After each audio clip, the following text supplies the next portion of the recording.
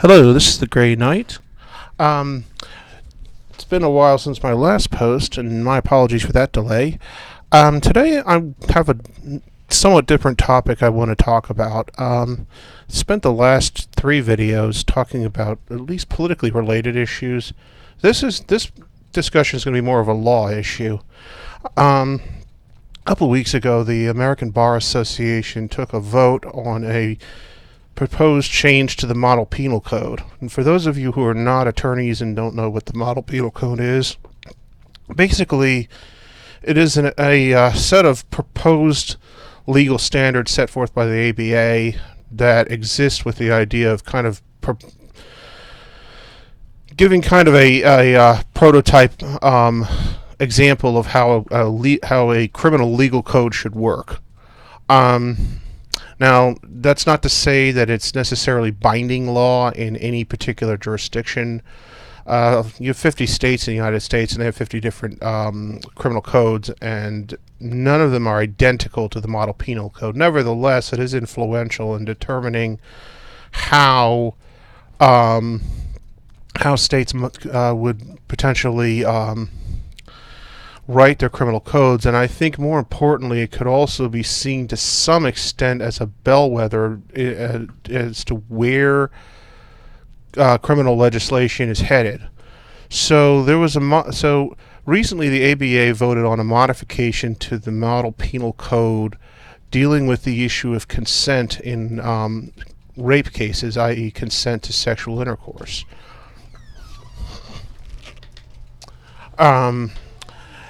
Now, the way that consent is usually defined presently is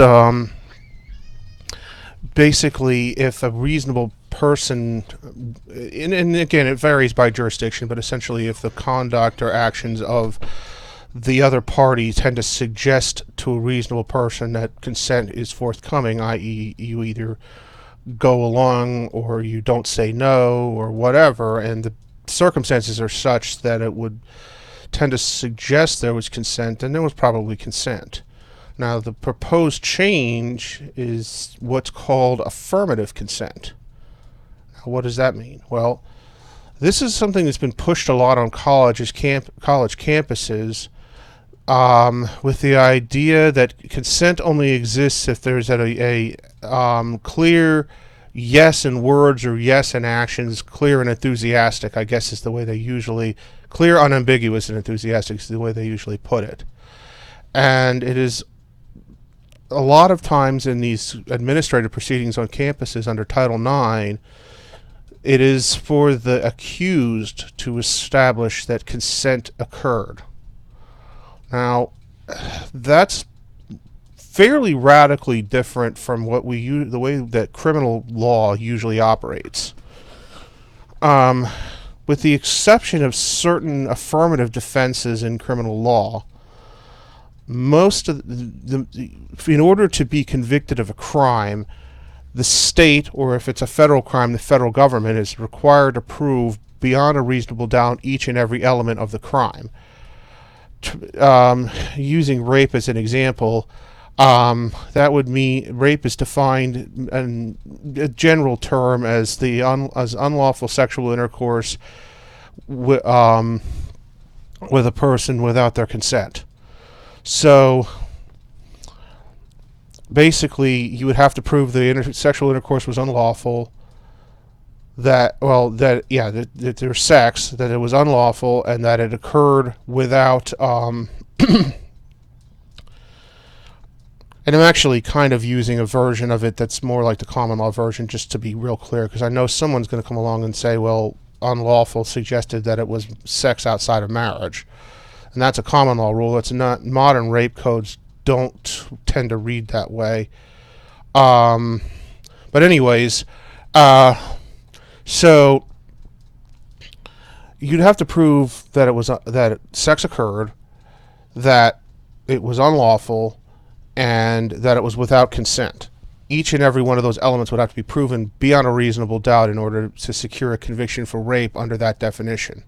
Now, with these affirmative consent rules, what basically that does is it puts the burden of consent onto the accused.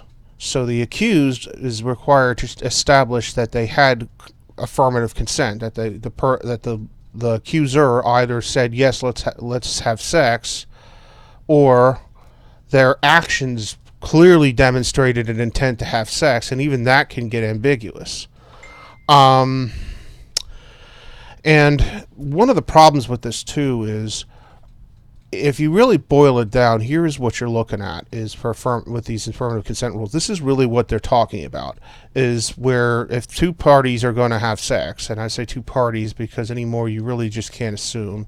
So two parties are going to have sex. Each party, as they go to the various acts, would have to ask things like, can I kiss you? Can I take your shirt off? Can I take your pants off? And you can kind of use your imagination as you follow down that trail. I think it ignores the way that human beings tend to interact with one another sexually as one problem. I mean, I'd ask anybody listening to this, let's be honest, when was the last time when you had sex with somebody that you went through each and every step and said, can I do this? Can I do that? Would you mind if I did this to you? Would you mind doing that to me?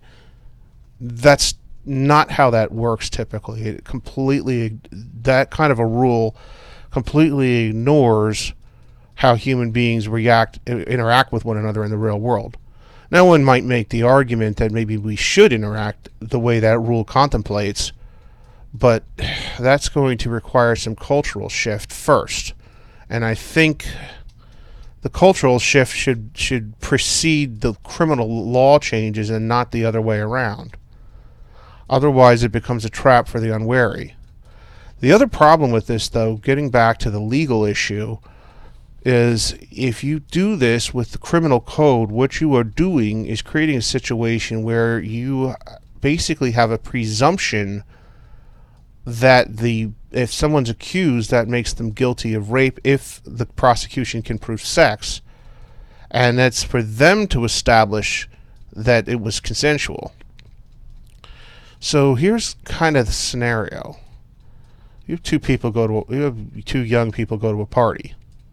They meet. They hit it off and end up going back to one of the other's dorm room. Let's say we use a college scenario. So they go to the dorm room. Kissing ensues. Kissing is followed by removal of articles of clothing and heavy petting, which is followed in turn by oral sex, which is followed in turn by intercourse. Now, nobody said no to any of these acts. Neither side said no, but neither side said yes either. They just sort of went with it, which is not uncommon with how these types of encounters go in the real world. Now,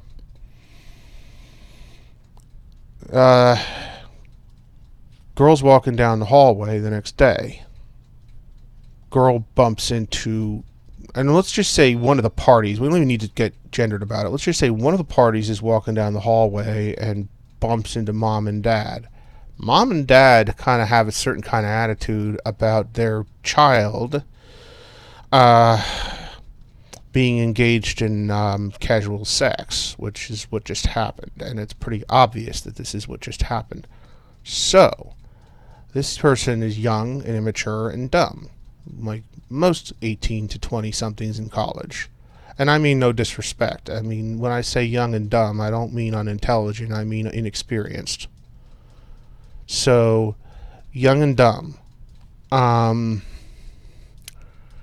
reacts impulsively and says, well, I didn't really mean to.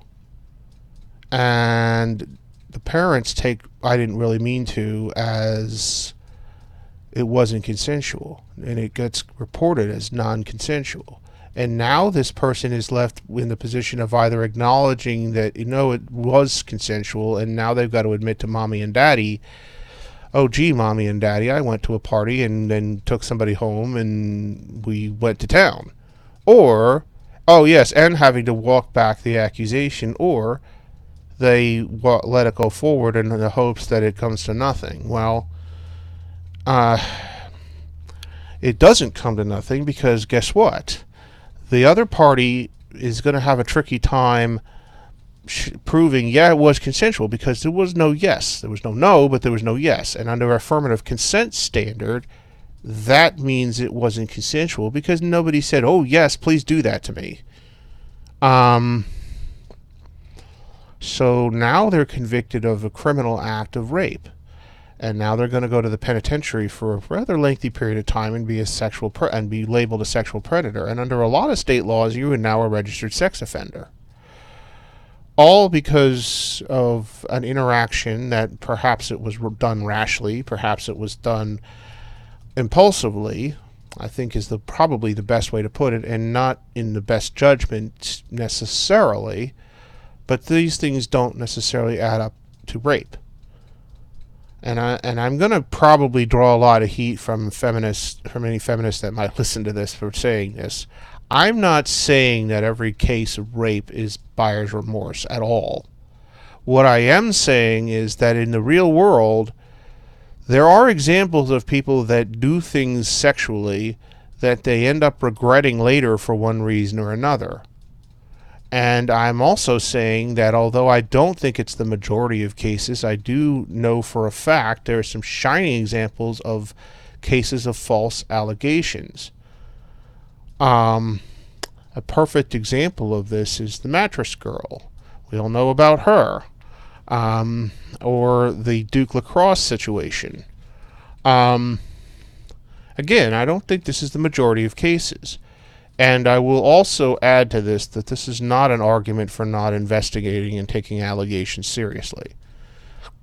My personal view, in full disclosure, I'm a law and order guy. Or I shouldn't say a law and order guy. I'm a rule of law guy. In other words, if there's an allegation of any crime, whether it's you stole my gum or you stabbed me with a blade or or there was a rape, it needs to be taken seriously and investigated. I absolutely believe that. However, I really think that these kind of standards on rape are a problem. I also think that it's an attempt, and I'm probably going to draw a lot of heat for saying this, but I'm basing this on some anecdotal observations of my own, which I'm going to talk about in a moment. I think it's an attempt to create an outcome. Because you hear from time to time politicians and activists talk about it as, well, it's an attempt to get justice for victims. But what they mean by that is essentially get convictions, get people punished. Because they're defining justice as an outcome, not a process. And I think that's a kind of a discussion that should be a different video, and I'm not going to spend a lot of time on this, other than I'm going to posit the idea that justice should properly be defined by the procedure, not the outcome. In other words, if all the rules are followed correctly and the case ends in a conviction, then justice is served. If all the rules are followed correctly and the case ends in an acquittal, justice is also served. And I'm just going to leave it there.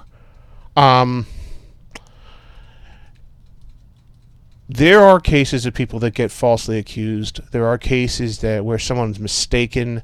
There are cases where I do believe this happens. I don't know how often, but I really do believe this happened, where you have a situation where it was consensual sex that was ill-considered. And because the person regrets it later, they find themselves talked into believing it was rape by certain activists who have an axe to grind. Again, I'm not saying that this is always the case, and I'm not at all suggesting that these situations should not be investigated. They absolutely should be.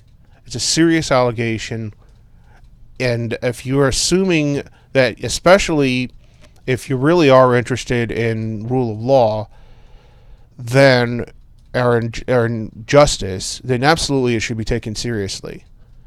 But that doesn't say that an accusation equals guilt, nor should it.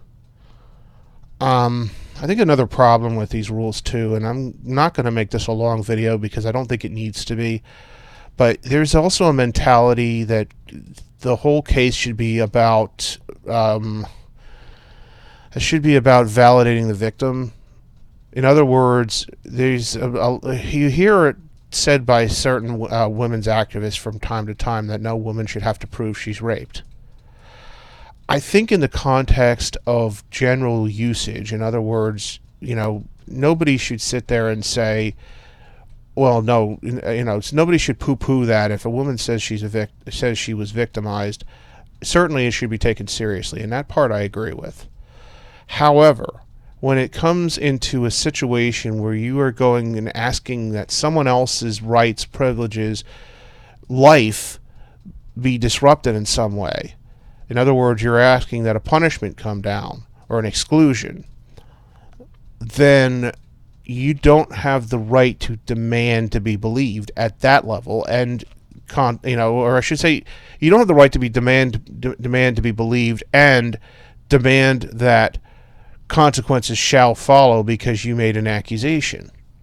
Like any other criminal accusation, it should be taken seriously. It should be investigated. If there is merit to it, it should be prosecuted, and if it comes to it, it should go to trial in front of a jury of 12, or a jury of 6 if it's a misdemeanor in some cases. But my point being that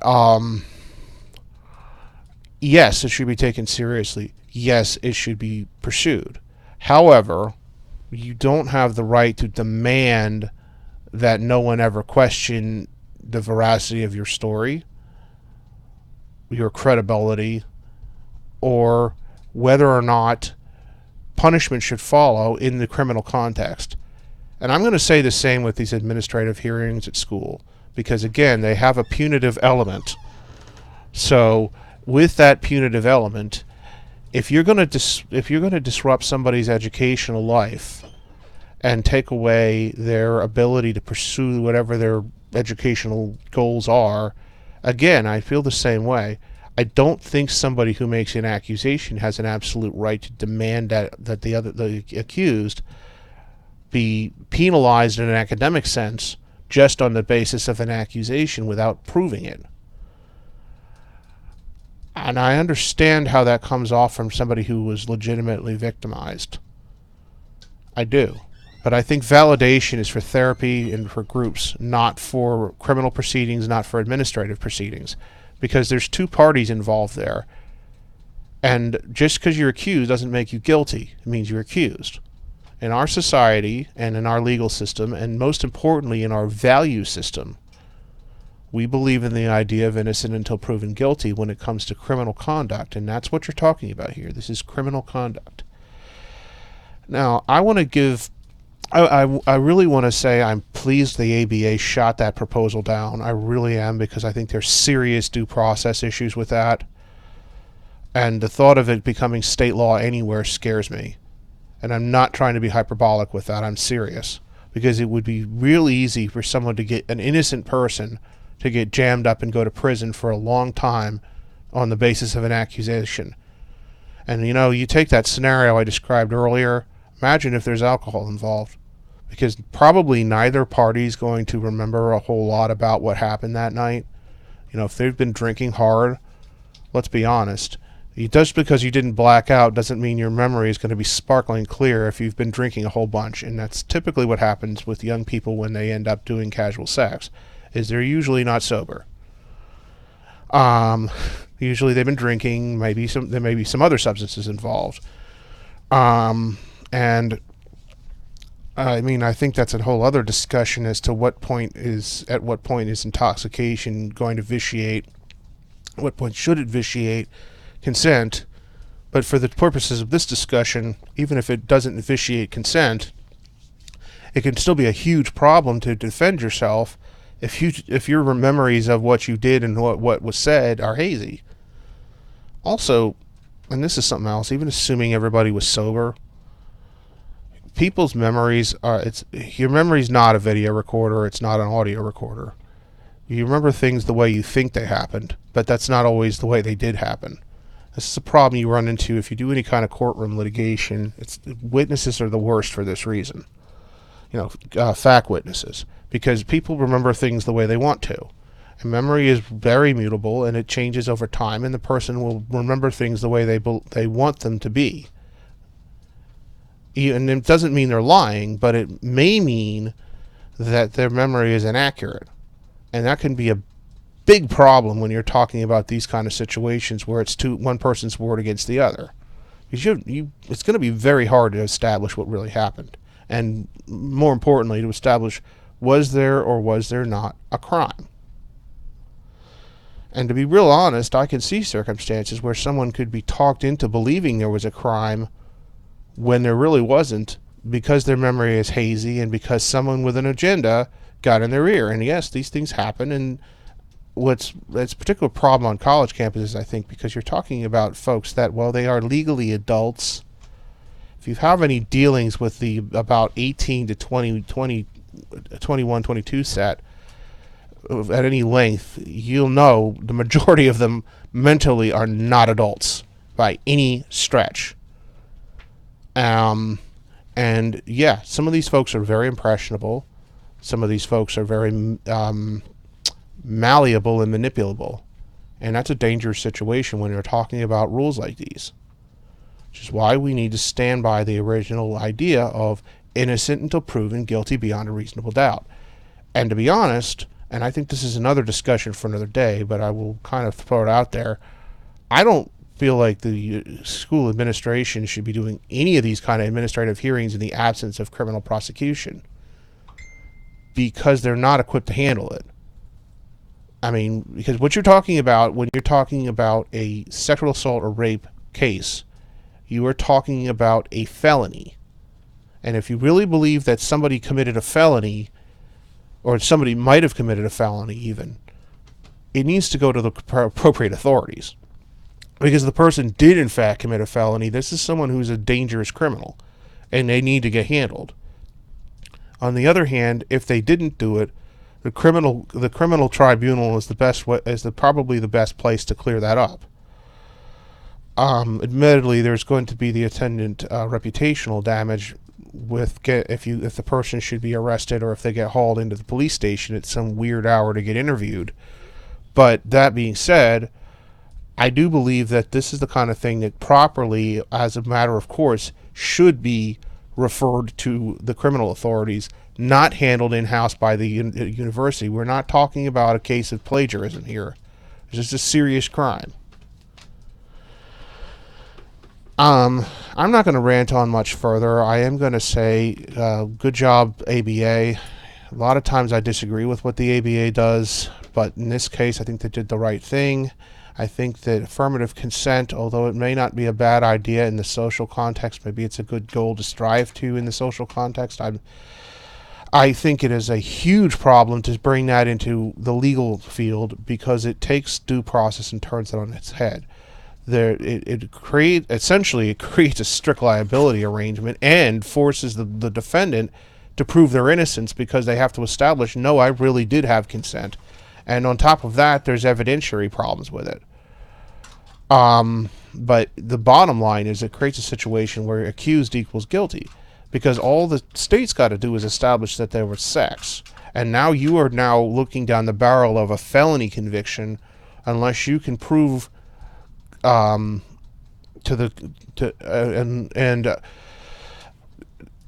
mean, with a lot of these affirmative defenses, it's the same kind of burden of proof. It's going to be clear and convincing, or it's going to be beyond a reasonable doubt.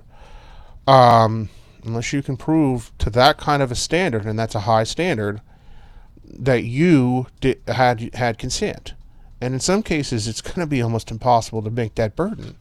Because if it's your word against the alleged victim's word, and you get in front of a jury, you're screwed. And I mean, I hate to say that because it's a really, really jaded thing to say, but let's be honest. You've already got a couple strikes against you. You go to jury trial, you're walking into that court as a criminal defendant with a pretty serious accusation against you. That's strike one. Strike two, you're sitting down at the defendant's table next to a criminal attorney. And a lot of folks tend to take the attitude that if you're in criminal court, there's a reason you're there, and you're there because you were doing something you shouldn't have been doing. So that's 2 strikes against you. Now your accuser takes the stand, tells a sad story. Maybe they cry. You're done. If all you've got is your word, you are done.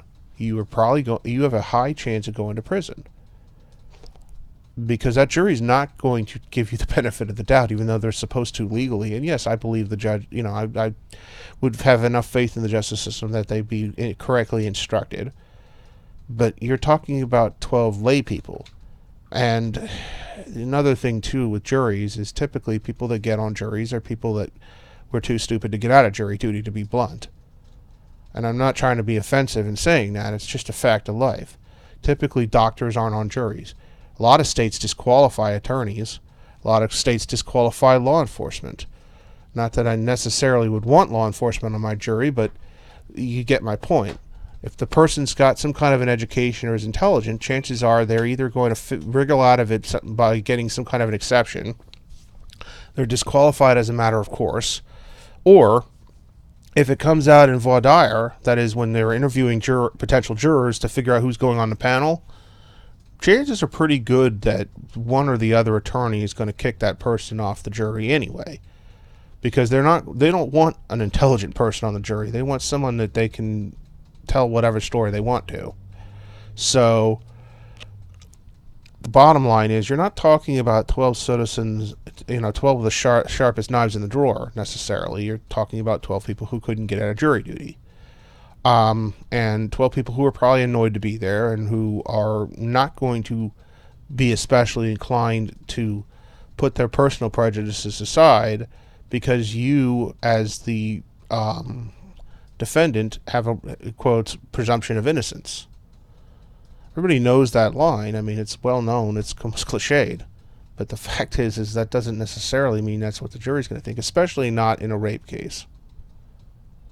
And especially not when you have left-wing feminist groups going around propagandizing the public with the idea that women never lie and believe women. I'm not saying believe men or women. My personal view is believe facts.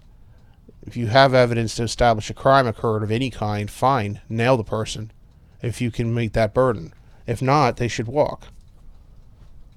I'm going to wrap it up there. I think this was a good move by the ABA. I hope they hold the line. If this is something that is going to come down the pike in the future with these proposed affirmative consent laws, I think we're in real trouble. And I doubt it would stop there. There's still a real stereotype of this idea that you have people getting out of serious crimes based on, quotes, technicality that is constantly being pushed by media and by popular entertainment, and people believe this stuff. So I don't think if you get a law like that passed and it holds water constitutionally, I don't think it stops there. I don't. But that's my personal opinion. Anyway, I appreciate you listening attentively, and have a good Labor Day. Bye.